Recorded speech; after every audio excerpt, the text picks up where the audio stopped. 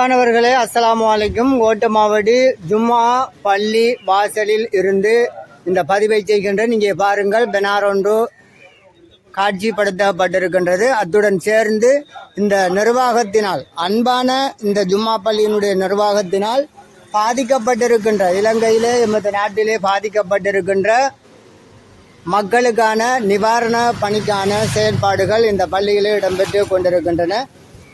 ஏற்கனவே 3-4 தினங்களாக இந்த சேகரிப்பு செயல்பாடுகள் இடம்பெற்று கொண்டிருக்கின்றது. உண்மையிலே இந்த பள்ளிவாசலை பொறுத்தவரையிலே இயல்பாகவே இரத்தத்திலே ஊறிய சமூக பணியிலே இருக்கின்ற பல நிர்வாகிகளை கொண்டமைந்ததுதான் இந்த பள்ளிவாசல். இங்கே நீங்கள் பார்க்கின்றீர்கள். அத்தகையவர்களுடைய வழிகாட்டல்கள், கவலைகள், சிந்தனைகள் காரணமாக இந்த நிவாரண பணி இடம்பெற்று கொண்டிருக்கின்றது. எனவே அன்பான இந்த கல்குடா பிரதேசத்தின் நலன் விரும்பிகளே, உதவி வழங்கும் உத்தமர்களே, எமது பிரதேசத்தில் இருந்து முக்கியமான ஒரு பள்ளிவாசல் நிவாரண பணியாக இது இடம்பெற்று கொண்டிருக்கின்றது. இந்த இடத்துக்கு நான் வருகை தந்த பொழுது சில முறைப்பாடுகள் இங்கு காணக்கூடியதாக இருந்தது. அதாவது உடுதுணிகள், நீங்கள் அந்த பாதிக்கப்பட்ட பிரதேச மக்களுக்கான உடுதுணிகளை இங்கு வழங்குகின்றீர்கள்.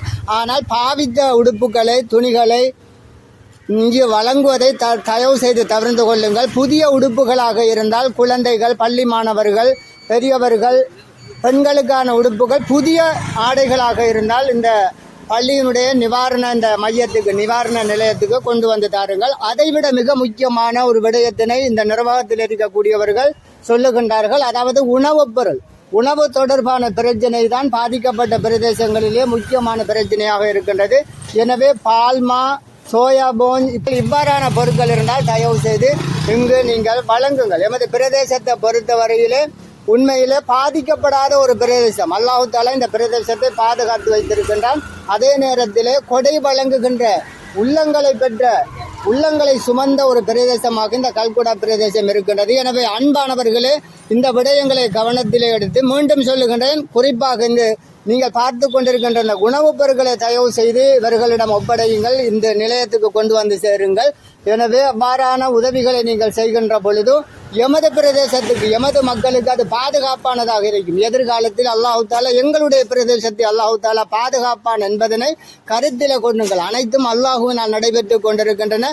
அந்த வகையில் இந்த உதவிகளை இந்த இடத்துக்கு, இந்த மையத்துக்கு, இந்த நிலையத்துக்கு நீங்கள் கொண்டு வந்து தருகின்ற பொழுது அல்லாஹ்வுடைய பாதுகாப்பும், முஹப்பத்தும், அருளும், கிருபை மங்களுக்கும் கிடைக்கும் என்பதனை மனதிலே கொண்டு உங்களுடைய உதவிகளை இந்த நிர்வாகத்தினருக்கு, இந்த பள்ளிவாசலுக்கு, இந்த பள்ளிவாசல் நிவாரண நிலையத்துக்கு கொண்டு வந்து வழங்குமாறு உங்களை அன்பாக நான் கேட்டுக்கொள்கின்றேன். அஸ்ஸலாமு அலைக்கும்.